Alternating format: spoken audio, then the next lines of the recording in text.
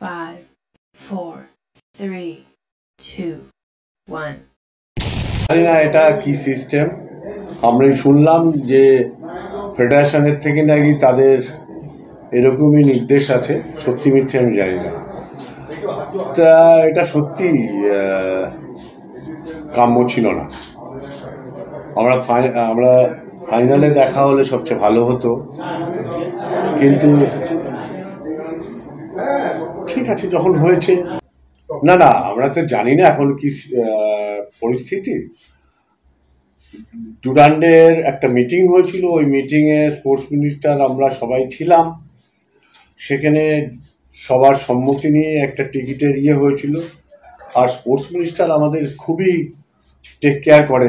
But derby এসে গেলে সেটাতে খুবই সমস্যার মুখে পড়তে আমাদের।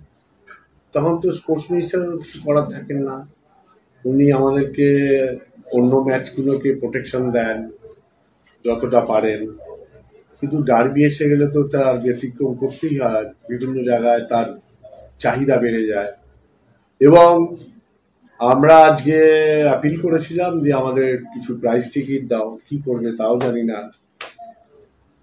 আমাদের প্রাইস টিকিট 5,000 ধার্য করা আছে, কিন্তু তার ভিতরেও কোম্পানির লাগে, বিভিন্ন ডিগনিটারিজদের লাগে, প্রাক্তন বর্তমান খেলোয়াড়দের লাগে, আমাদের ক্লাবের কিছু অব্লিগেশনস কিছু কিছু জায়গায় যাদের সাথে সারা বছর ধরে কাজ করি তাদের ব্যাপারে লাগে। তো আমরা কি করে সামাল দেবো জানি না, এটা খুবই কষ্টের ব্যাপার। দেখা যাক কি করে করা যায়। জয়ের হ্যাট্রিক তো ওরাও করেছে, হ্যাট্রিকের লড়াই হবে, দেখা যাক কি হয়। অনেকে নতুন পুরনো বুঝি না, লড়াই হবে। যে প্রিপারেশন নিয়ে চলতে পারবে সে ম্যাচ বের করবে। তবে আমার টিম গতবার যে ইনজুরিতে ভুগছিল, আমাদের টিম সেই ইনজুরি ঠাকুরের ইচ্ছায় নেই এখন। প্রিসিজনটা আরেকটু পেলে ভালো হতো।